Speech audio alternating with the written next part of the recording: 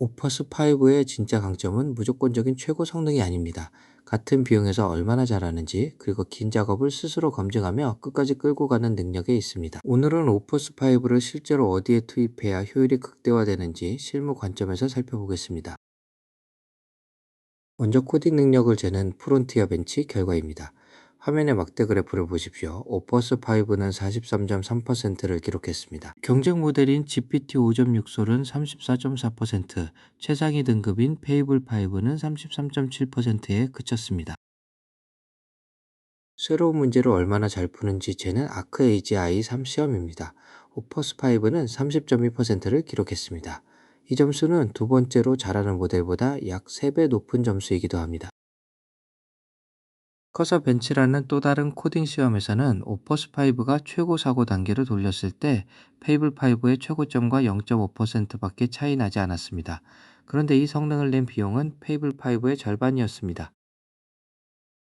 업무 전 과정을 대신 수행하는 오토메이션 벤치 시험에서는 동일한 비용 기준으로 두 번째로 잘하는 모델보다 약 1.5배 높은 성적을 기록했습니다.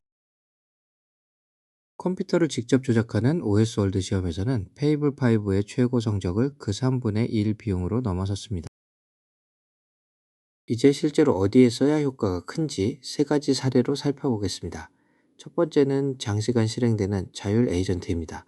오퍼스5의 가장 확실한 차별점입니다. 오퍼스5는 스스로 검증하고 반복하는 행동 패턴을 보입니다.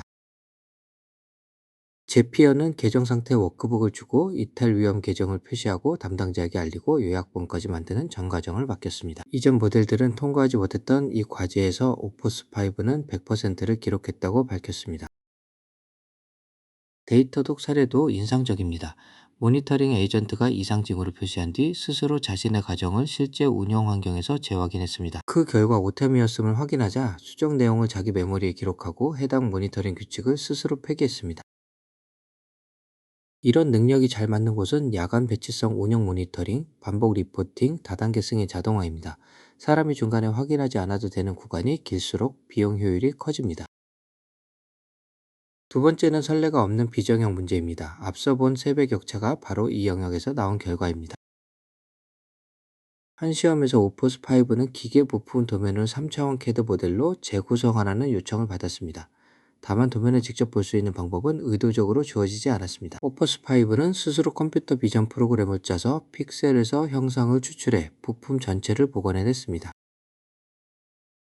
같은 조건에서 경쟁 모델들의 결과는 달랐습니다. 엔스로픽은 어떤 모델인지 구체적인 이름은 공개하지 않았지만 같은 조건의 경쟁 모델들은 이 문제를 5번 시도했음에도 끝내 풀지 못했다고 밝혔습니다. 한 트레이딩 회사에서는 검증한 실시간 데이터가 없는 상황에서 오퍼스5가 스스로 시험 도구를 만들었습니다. 파싱 정확도를 스스로 확인하며 신규 거래소의 시장 데이터 연동을 단 한 번의 세션 만에 완성했다고 보고했습니다. 이런 능력이 잘 맞는 곳은 매뉴얼이 없는 레거시 시스템 분석, 사내 고유 포맷 파싱, 정답 데이터부터 없어서 검증 수단을 직접 만들어야 하는 작업입니다. 세 번째는 문서와 수치가 많은 전문 지식 업무입니다. 문서 관리 기업 박스는 오퍼스 4.8과 비교했을 때 전체 성능이 8% 향상되었다고 밝혔습니다.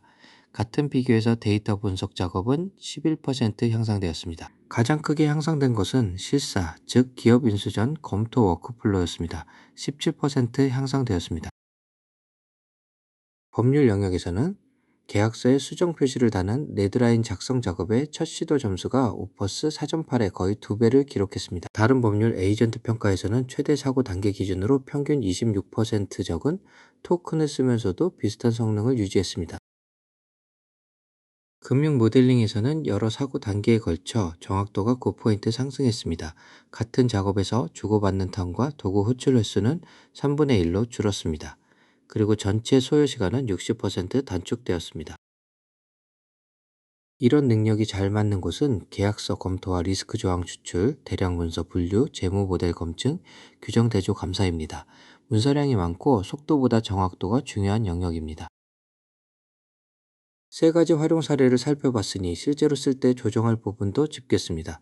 일반적인 코딩 작업, 즉 코드 생성이나 디버깅, 리팩터링에는 중간 사고 단계가 최적의 기본값입니다. 하이에서 미디엄으로 낮추면 토큰 소비는 약 절반으로 줄어듭니다. 그런데도 정확도는 최상위 설정과 거의 동일하게 유지됩니다. 파일을 써야 할 상황을 정리하겠습니다.